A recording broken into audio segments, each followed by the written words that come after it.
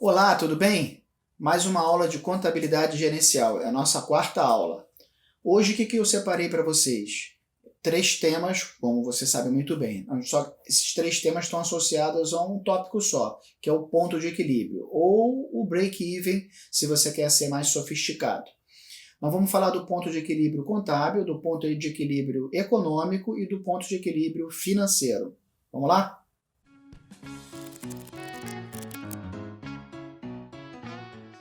Daí a gente precisa entender primeiro o que é esse famoso break-even point, né? E é interessante, eu já começo com uma reflexão. Break-even point, break-even, ponto de equilíbrio, é exatamente a mesma coisa. Ora você falando em inglês, ora você tratando no nosso dia a dia. O que é? O que se trata esse conceito extremamente importante para as empresas monitorarem e julgarem se o que elas estão fazendo efetivamente está produzindo o resultado esperado, de acordo com o acionista, de acordo com os gestores e de acordo até com o comportamento de caixa dela.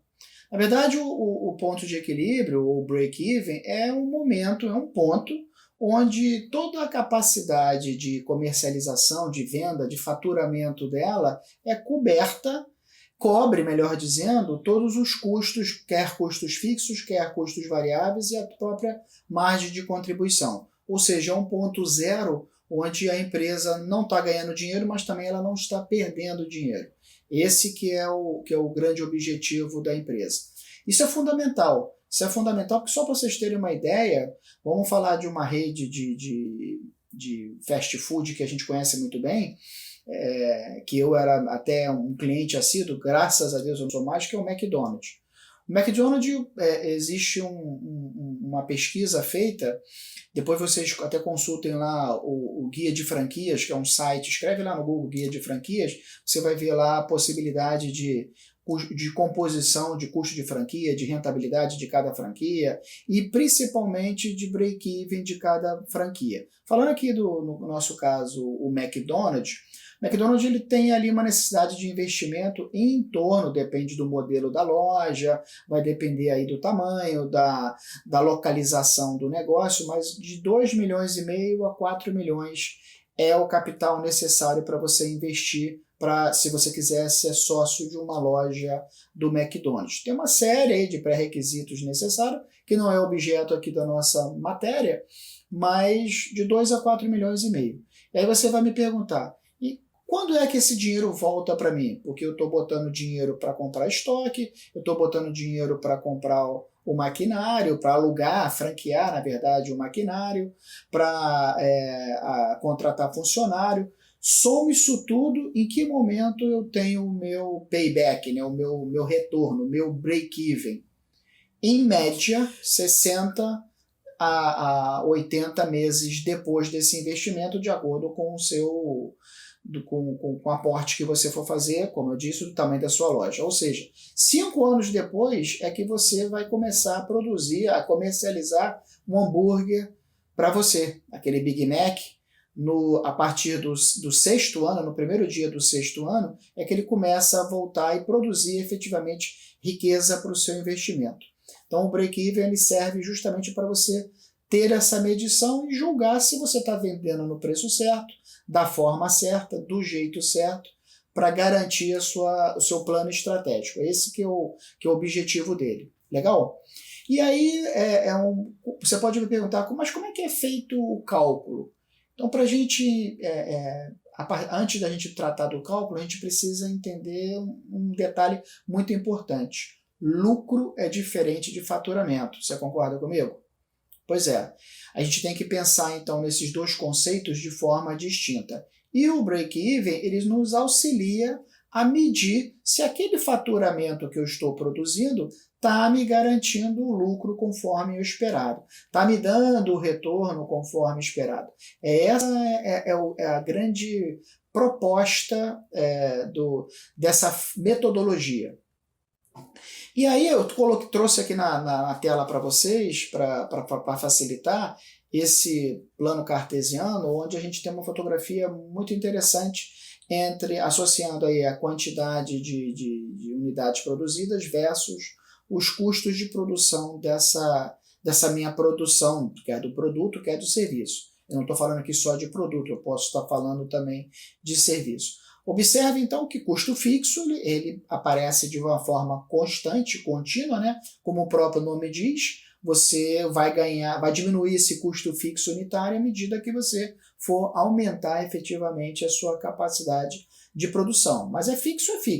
Então, se você produz um item ou 1 milhão de itens, ele vai estar ali do seu lado te acompanhando. Vamos guardar essa informação. O custo variável, na verdade, então a gente sabe muito bem que ele vai variar de acordo com a capacidade de produção. No caso aqui, a minha camisa não tem botão, mas se a minha camisa tivesse 5 botões, uma camisa, 5 botões. 2 camisas, 10 botões. Ou seja, o insumo ali da produção ele vai variar de acordo com a minha capacidade produtiva. Então ele cresce de acordo, na linha do tempo, aumentando a minha quantidade de itens produzidos, consequentemente aumenta meus custos variáveis. E a receita é o melhor, né? Eu botei até verde aí para a gente destacar a importância da receita. A receita é o objetivo maior de toda a organização societária. Então, vendi 1, ganho 1, vendi 2, faturo 2 e assim sucessivamente. O que é o ponto de equilíbrio? O ponto de equilíbrio é, como a gente já teorizou, aqui a gente está ilustrando, é justamente quando essas linhas elas se intercedem, elas se cruzam. É lógico que eu tenho que produzir uma receita para bancar o meu custo variável, né? Ele fica ali colado com o meu faturamento, mas mais importante do que cobrir o custo variável é absorver esse custo fixo que está lá paradão, e aí a partir de então eu ter a rentabilidade. Está entendido aqui o que significa então o conceito de ponto de equilíbrio? Legal? Então vamos seguir. Vamos seguir e agora abordando os tipos de ponto de equilíbrio que existem. Estou apresentando aqui para você 3 tipos, porque a metodologia de entendimento, de percepção, ela é a mesma, mas a fórmula e o resultado obtido com a aplicação da respectiva fórmula, ela vai se comportar de uma forma um pouco diferente. O primeiro ponto de equilíbrio que eu apresento para vocês é o ponto de equilíbrio contábil, onde aqui a fotografia é baseada pura e simplesmente nas informações contábeis. Ou seja, eu pego ali o meu balanço, eu pego ali a minha demonstração de resultado do exercício, que aqui entre nós são os 2 instrumentos mais importantes que a gente tem aí na fotografia da produção das transações contábeis. Pego, então, esses dados, né, de faturamento, de despesas, de custos associados e tabulo numa formulinha que daqui a pouco a gente vai falar como é que funciona essa formulinha. Eu tenho uma fotografia, então, boa para tomada de decisão, utilizável para tomada de decisão, praticada no mercado para tomada de decisão, mas é uma foto da contabilidade. Diferente do segundo item, que é o método financeiro. O método financeiro eu utilizo os mesmos elementos. Eu vou utilizar a minha receita, vou utilizar meus custos variáveis, meus custos fixos, a minha margem de contribuição, só que aqui eu tenho um ingrediente a mais. Quando eu falo de finanças, eu falo de din-din, né? E quando eu falo de din-din, eu estou falando de custo do din-din. Concorda comigo? O ponto de equilíbrio, então, pelo método financeiro, ele, além do contábil, tem que incorporar a ele o custo do capital investido. Ou seja, eu preciso incorporar essa fórmula do contábil quanto que o investidor, por exemplo, quer de retorno para o negócio, do negócio investido dele, né? Ou seja, me enrolei todo aqui. O investidor ele aporta uma grana na empresa, essa empresa precisa dar uma rentabilidade para ele. Essa taxa de rentabilidade, essa fração do investimento que ele colocou, 20%, 30%, tem que ser melhor do que a própria taxa de mercado daí, das aplicações de renda fixa, de renda variável, até porque ele está investindo ali como membro participante ali, acionista, investidor e muitas das vezes administrador do próprio negócio, conforme a composição das ações que ele está ali associado. Então, o negócio precisa pagar essa grana que foi aportada ao negócio, método financeiro. E o terceiro método é o método econômico. Por incrível que pareça, quando eu uso a palavra financeiro, eu estou falando de devolver dinheiro ao acionista, mas quando eu falo aqui de econômico, eu estou falando de fluxo de caixa, de cash flow. Aí eu estou falando efetivamente de grana que transita no ciclo financeiro do negócio. O negócio ele tem o seu ciclo operacional, né? Compra, vende, recebe, paga, todo aquele que a gente sabe muito bem como é que funciona, e tem o seu ciclo financeiro. O controle do break-even com o método econômico é justamente para ele garantir que esse ciclo operacional e financeiro eles estão casados através da monitoria do fluxo de caixa. Conceitualmente, como é que ele funciona? Ele vai ali, eu pego o método contábil, a base é sempre o método contábil, e diminuo desse método contábil aquelas despesas que não são desembolsáveis. Lembra que eu falei que o método contábil eu pego o balanço e a DRE? Pois é, lá na DRE eu tenho lá nas despesas operacionais, eu tenho, por exemplo, as despesas de depreciação. Eu tenho as despesas, que é a contrapartida da depreciação acumulada.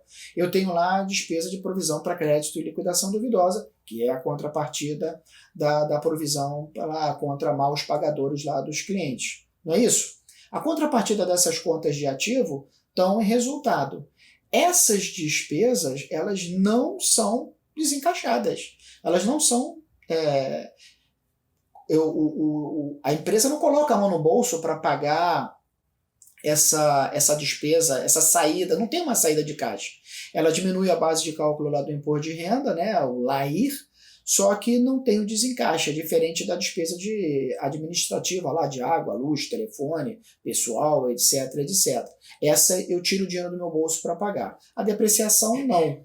Então, aqui, quando eu uso o método econômico, como o próprio nome diz aí, pensa dessa forma para facilitar o seu entendimento, eu estou, na verdade, economizando a minha necessidade de ponto de equilíbrio, porque eu eu diminuo essas despesas não desembolsáveis. Vamos entender como é que funciona a fórmula? Para cálculo do break-even geral, eu somo, então, todos meus gastos, né, gastos associados aí ao processo de produção. Observe que na formulinha aqui eu tenho F de fixo, V de variável e C de margem de contribuição. Eu não estou falando de despesa. Somo esse pacotão todo e diminuo do meu faturamento. Eu vou ter o meu ponto de equilíbrio. Esse é o conceito aí de break-even. Só que eu abro uma observação para a gente compartilhar aqui junto.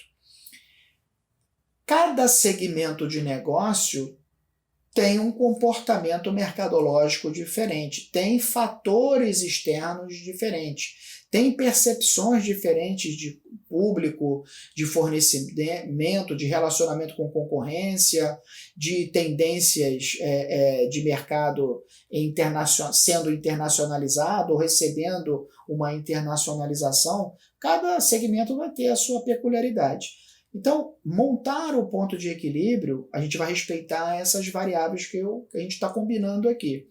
Só que o resultado desse ponto de equilíbrio ele tem que ser olhado não só à luz da gestão gerencial como a gente está fazendo, não só da contabilidade gerencial que a gente está fazendo. Naturalmente, nós contadores somos conservadores por natureza. Então, é nesse momento que a gente tem que compartilhar aí o nosso conhecimento, a nossa percepção junto aos gestores do negócio para julgar se aquele resultado ele está em linha com o mercado ou não. Muitas das vezes o ponto de equilíbrio ele pode ser me necessita um esforço muito grande de produção. Lembra? Custo versus quantidade produzida. Lembrou? Pois é. O resultado me exige uma capacidade de produção muito grande, só que essa necessidade de produção é impossível frente à economia, ao mercado, aos players maiores aí que estão jogando comigo, etc, etc, etc. Legal?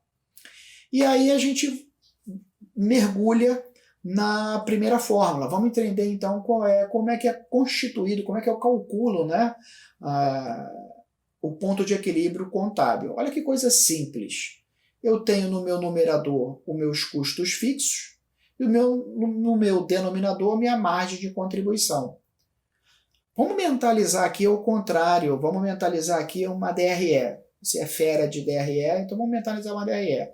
A DRE ela tem uma apresentação vertical. Eu sempre me confundo horizontal para vertical, aqui dessa vez eu acertei. DRE tem uma apresentação vertical. Ora, receita menos os custos, vamos mentalizar a DRE, mas associar essa mentalização ao que está na tela, na fórmula.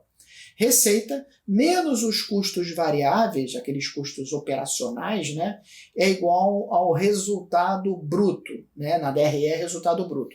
Aqui eu estou chamando de margem de contribuição. Quanto que aquele esforço operacional contribui para quê? Para bancar o custo fixo. Por isso que ele está lá solitário no numerador da fórmula. Receita menos custos variáveis é igual a margem de contribuição. Margem de contribuição menos custos fixos é o meu resultado. Que no caso do ponto de equilíbrio, ele vai ser sempre zero, conforme a gente já combinou. Então, ponto de equilíbrio contábil, custo menos margem. O que é margem? Acabei de falar. Preço de venda menos custos variáveis. Legal? Vamos seguir então aqui no exemplo. Para facilitar, botei um exemplozinho bem simples para a gente entender. Esse exemplo simples, que aqui é a empresa XYZ, e é legal porque eu separei para vocês as mesmas informações, aplicando os 3 métodos para você comparar e interpretar o resultado de cada um. Ponto de equilíbrio contábil. Eu tenho aqui na tela um preço de venda de R$ 8,00 por unidade, um produtozinho, deve ser um produto da China, né? Bem baratinho, R$ 8,00 por unidade. Eu tenho um custo variável dele até alto, né? O custo de composição dele de R$ 6,00. Come muito a margem de contribuição, mas vamos continuar aqui na nossa viagem. Aliás, vamos dar um break aqui. Vamos dar um break aqui e interpretar um pouquinho essas 2 linhas de informação. Você, como contador gerencial, apesar de a gente estar treinando e aprendendo e relembrando aqueles que já são fera, os conceitos de ponto de equilíbrio, mas aqui você já tem 2 informações, vamos abrir uma aspas aqui, que são importantes para que você consegue interpretá-las. E é responsabilidade do novo contador passar essas informações para aqueles que tomam decisão. Eu brinquei de uma forma muito séria falando que o custo variável está alto, e está mesmo. A margem de contribuição é só de 2. Se eu tenho um custo fixo muito elevado, eu tenho que vender a beça para poder bancar esse custo fixo para chegar no meu break-even, para depois ter uma rentabilidade. Fazendo um comparativo aí com o nosso querido McDonald's mais uma vez, se um sanduíche fosse vendido por R$ 8,00, quem dera, né? Quem dera, já foi o tempo. Se ele fosse vendido por R$ 8,00 e o custo de produção dele fosse variável, fosse R$ 6,00, eu não chegaria àquele break-even que eu falei para vocês de 60 meses, de 5 anos. O break-even, o payback dele seria muito mais alongado. Então, sugestão aí do contador gerencial, antes mesmo de aplicar a fórmula do ponto de equilíbrio, é justamente sinalizar para a produção que o custo variável dela está muito alto. Então, mexe no insumo, renegocia preço, faça lá o que tem que ser feito, mas isso é um papel do contador. Margem de contribuição de 2, vamos resgatar a fórmula, custo fixo dividido pela margem de contribuição. Custo fixo de 4.000 dividido pela margem de contribuição, eu preciso aqui produzir nessa fotografia 2.000 itens para cobrir o meu custo variável, o meu custo fixo e chegar ao meu break-even. Legal, ponto de equilíbrio contábil? Vamos agora entender e comparar com o ponto de equilíbrio econômico. Vamos fazer uma associação aqui dos dois. Primeiro a gente precisa entender qual é a fórmula, né? Então a fórmula é essa que eu estou compartilhando contigo na tela. Ponto de equilíbrio econômico, observe que no numerador tem o custo fixo, no denominador tem a margem de contribuição, só que agora eu estou incorporando a esse custo fixo mais um cascalhinho. Que cascalhinho é esse? É a taxa de retorno do investimento do acionista. É a taxa, é o custo daquele mega empréstimo, por exemplo, que foi considerado para a empresa aumentar a planta industrial dela. Ou seja, é o custo de captação exigido por terceiros, que na maioria das vezes ele está associado ao custo, à taxa de retorno do capital próprio. Na maioria das vezes, mas dependendo da empresa, dependendo aí, como eu falei, citei há pouco, dependendo do comportamento aí da estratégia do negócio, eu posso sim pegar uma grana significativa de terceiros, essa grana ser utilizada para aumentar a produção, para estrategicamente implementar uma imobilização maior, para lá na frente me gerar um resultado econômico maior, enfim. E aí eu tenho que incorporar, o volume seja tão grande que descase da normalidade de captação, e aí eu incorporo isso à composição do meu preço. Não deveria, mas poderia, se o mercado assim o aceitasse. Basicamente, então, o ponto de equilíbrio econômico, vamos nos prender aqui ao conceito de retorno do investimento do capital próprio. Tá? Vamos voltar àquele nosso exemplo, aquela tradicional empresa XYZ. Observe aqui que não mudou nada. Eu estou falando do preço de venda R$ 8,00, eu estou falando do custo de variável de R$ 6,00, a margem de R$ 2,00. Aqui só o custo fixo de R$ 4 mil reais ao ano. Eu só estou com um elemento a mais aqui, que eu preciso para calcular o ponto de equilíbrio econômico, que é o retorno aos acionistas. Aqui os acionistas são bonzinhos e estão pedindo uma taxa de retorno de 10% sobre o PL. Dependendo da empresa, dependendo do segmento, dependendo, mais uma vez, da posição econômica, isso vai variar, né? Aqui no caso, eu defini, então, um retorno de 10%, e aí retorno de 10% sobre o quê? Eu preciso de colocar para você a posição lá do PL, que é a base de cálculo da fração. Vamos aplicar a fórmula? Vamos lá. Numerador eu tenho o quê? Eu tenho meu custo fixo. Mais o quê? Mais minha taxa de retorno exigida aqui no caso. O acionista ele quer 10% do PL. Então 10% do PL aqui é 1.000 prata. Junto ao custo fixo, a produção e comercialização tem que bancar esse custo. Numerador, então, custo fixo mais essa taxa de retorno. Denominador, a clássica margem de contribuição, preço de venda menos custo variável. Observe aqui que o resultado deu um pouquinho diferente, né? Deu mais, né? Aqui, então, eu tenho que produzir mais para bancar esse retorno desse investimento.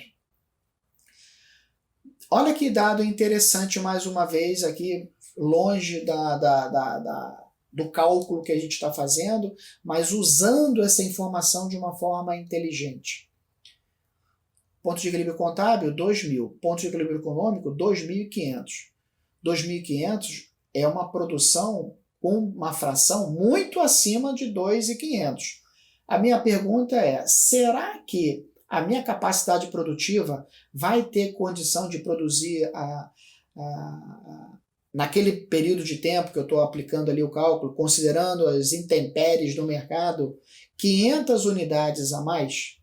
Será que isso é possível na minha capacidade produtiva? Porque se não for, você, contador, tem que sinalizar para a alta administração. Não basta definir o número, o ponto de equilíbrio econômico é 2.500 unidades. Se você olha para trás e vê que a sua parte de produção não vai produzir aquilo, então levanta a mão e sinaliza que aquele ponto de equilíbrio não vai ser perseguido. Ou tem que ser diminuído a taxa de retorno ao acionista, aqui no caso, né? Ou você incrementar os seus insumos de produção para garantir essa taxa de retorno. Para incrementar insumo de produção, associa a custo variável. Não estou nem falando do custo fixo, associa a custo variável.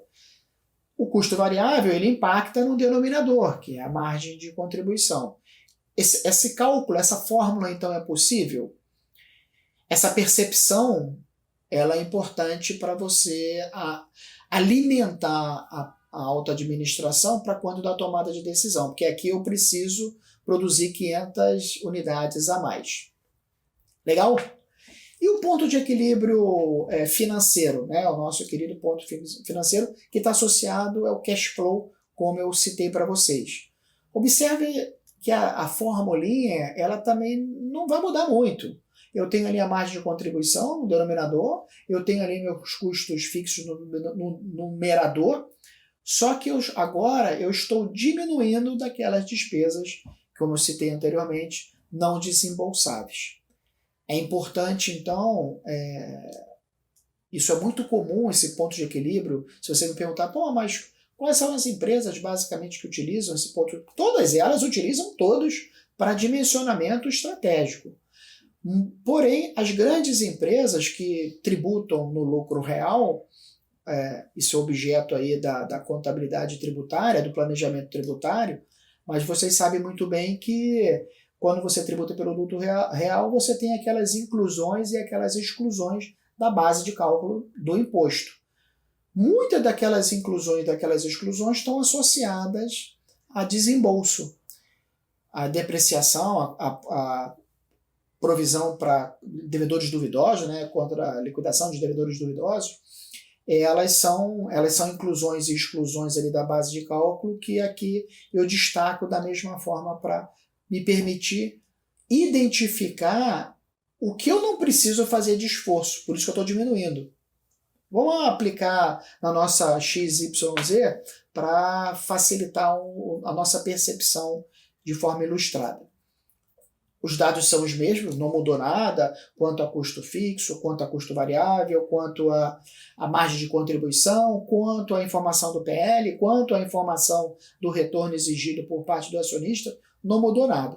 A única linha que eu incremento aqui é uma despesa não desembolsável que eu não tinha considerado antes. E ela é um elemento importante para a gente identificar a minha necessidade na veia, como se diz, do meu fluxo de caixa.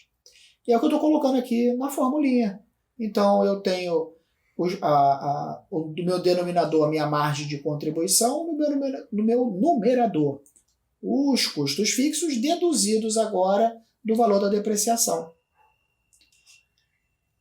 A depreciação ela foi incorporada lá na DRE, lembra? Ela foi deduzida para calcular a base de cálculo lá do LAI. Aqui eu só estou excluindo ela. Ou seja, olha o resultado. Você vai falar, ih, caramba, 1.600 unidades necessárias só? Dá menor, né?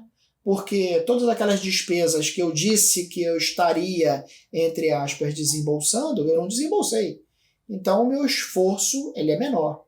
Eu atinjo o meu ponto de equilíbrio financeiro quando com uma quantidade menor de produção. Compreendido a percepção? Legal? Então, vamos a um exemplo, subir um pouquinho o sarrafo. Vamos aqui a um exemplo mais interessante. Estou compartilhando aqui a tela, eu vou ler a tela aqui para vocês para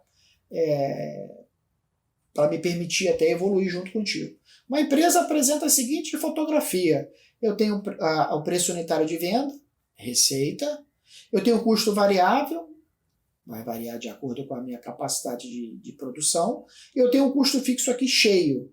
Preciso calcular o custo fixo unitário? Não precisa aqui para efeito de nosso cálculo, assim como a contabilidade de custos lá, na nossa aula de contabilidade de custos, eu sinalizo sempre que você tem que trazer o montante ao valor unitário, aqui para efeito das fórmulas não vai precisar.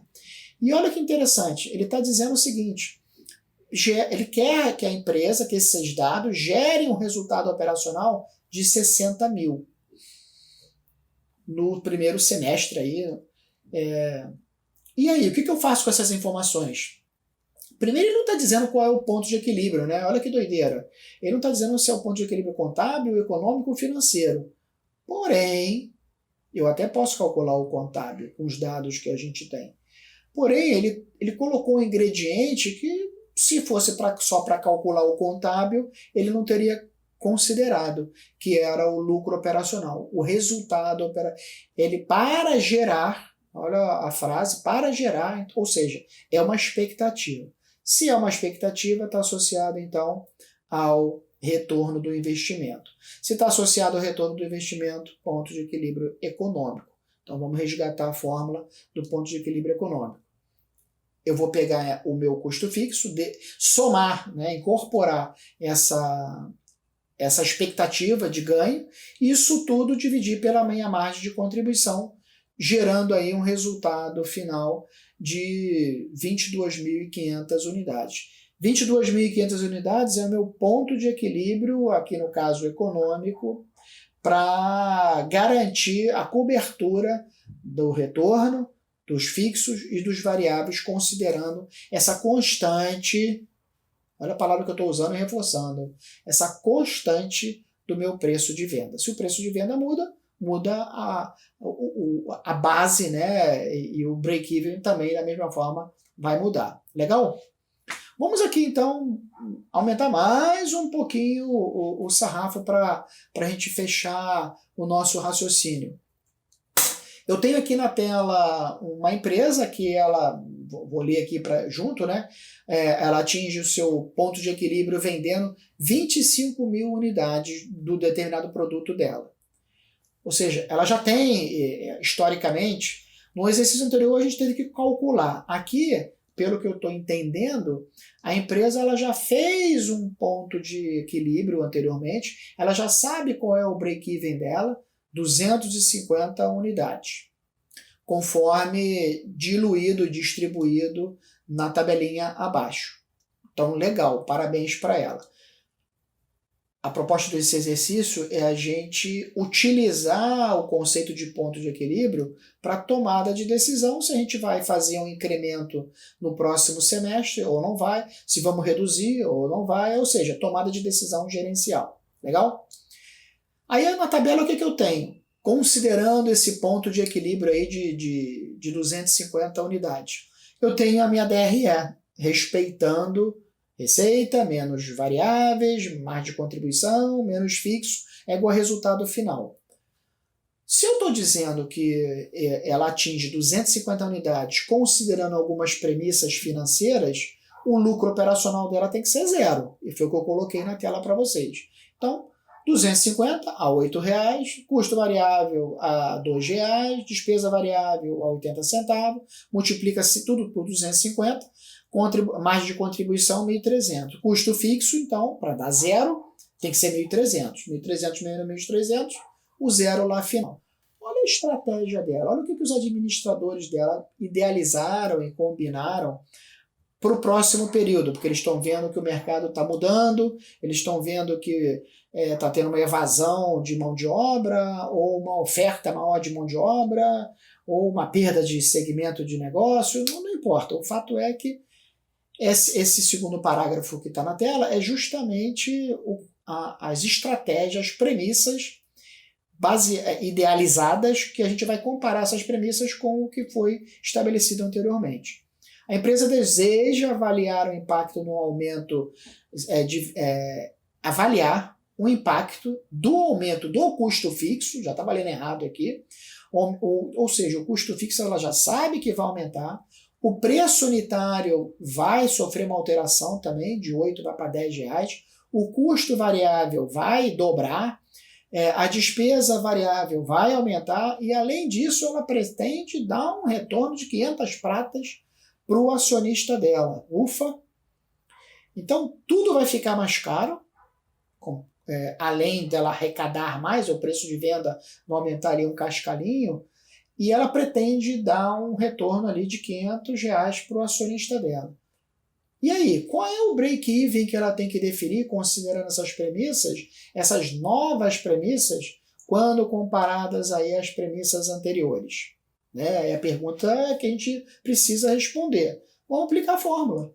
Se ela está falando aqui de lucro operacional, mais uma vez, ela está falando de ponto de equilíbrio econômico, contábil, financeiro ou econômico, né? Lucro operacional é retorno. Se é retorno, é ponto de equilíbrio econômico. Mais uma vez aqui, ele não tá claro o que ela quer, mas eu já sei que é lucro econômico. O resultado final, estou compartilhando com vocês. Primeiro, eu preciso estruturar, identificar o meu ponto de equilíbrio econômico, para depois eu gerar o meu resultado. Lembra que o lucro final que ela quer dar é R$ 500, não é isso? Então vamos identificar qual é a quantidade necessária para produzir. E depois eu pego essa quantidade necessária para produzir e saio multiplicando pelos preços propostos. O novo preço de venda, o novo preço variável, custo variável, o novo custo fixo. Não é isso que a gente tem que fazer? Então a primeira etapa do trabalho é achar o meu break-even econômico aqui no caso. Considerando as premissas apresentadas, eu tenho 400 unidades de ponto de necessidade de quantidade a ser produzida para garantir todas aquelas premissas. Eu vou pegar essa necessidade e sair multiplicando pelos novos preços e custos projetados para chegar à minha nova demonstração de resultado do exercício. É o que eu estou colocando aqui na segunda parte. Eu acho que não tem dúvida nenhuma. 400 multiplicado pelos novos valores vai me garantir aí, como o meu custo fixo, como o próprio nome diz, é o quê? É fixo. Então ele não vai mudar. Né? E bom que ele não muda. E observe o seguinte, quanto mais eu produzo, lógico, mais rápido eu chego ao meu ponto de equilíbrio, quer contábil, quer econômico, quer financeiro, uma vez que o meu custo fixo, ele é fixo. Ele é fixo. Tá aí a diferença, então, de 2 para menos 1.500, eu chego ao resultado final de 500. Legal?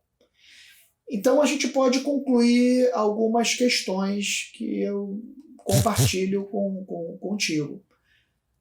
Custo fixo, custo variável e receita são fatores críticos de sucesso para eu poder calcular e medir os meus pontos de equilíbrio, independentemente do qual é o objetivo deles.